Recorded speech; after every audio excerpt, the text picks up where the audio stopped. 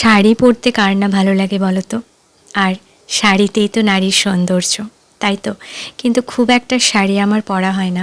তবে হুট করে এই শাড়িটা কিনলাম, আর এই কালারটা আমার খুব ভালো পছন্দ হয়েছে। জানি না ক্যামেরাতে কতটা ফুটে উঠছে। তো যখন আমি সমস্ত জুয়েলারির সাথে শাড়িটা পুরো পরবো, তোমাদের সাথে অবশ্যই শেয়ার করব লুকটা। তোমরা জানিও মানে কেমন লাগবে বা লাগছে, তোমরা অবশ্যই কিন্তু কমেন্ট করে জানিও।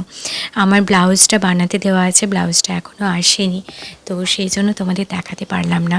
আর শাড়িটা কেমন হয়েছে একটু বলো তো। মানে শাড়িটা নিয়ে আমি একটু কনফিউশনে আছি, বিকজ যে দোকান থেকে আমি শাড়ি কিনি সেই দোকানটা সেই দিন বন্ধ ছিল, সেই জন্য আমি অন্য দোকান থেকে কিনেছি। আর শাড়িটার যেটা প্রাইস পড়েছে সেটা নিয়ে আমি একটু কনফিউশনে আছি যে কি কতটা দাম বেশি নিল বা আমি ঠকে গেলাম কিনা। তো তোমরা একটু কমেন্ট করে জানিও তো যে এই শাড়িটার কত প্রাইস হতে পারে। আর দেখো, এটা হচ্ছে পাড়টা আর এইটা হচ্ছে ফুল বডি, আর এই পোর্শনটা হচ্ছে আঁচল পোর্শনটা। তো শাড়িটা এবার পরলে কেমন লাগবে জানি না।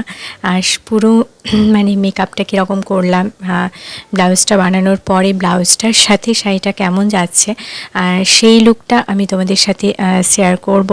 তোমরা অবশ্যই কিন্তু আমাকে কমেন্ট করে জানাও যে শাড়িটার কত প্রাইস হতে পারে। খুব একটা বেশি প্রাইস তা নয়, বাট হয় না যে হয়তো 200-300 টাকা ঠকে গেলাম, এমনও তো হতে পারে। তো তোমরা অবশ্যই কিন্তু কমেন্ট করে জানিও যে কত হতে পারে।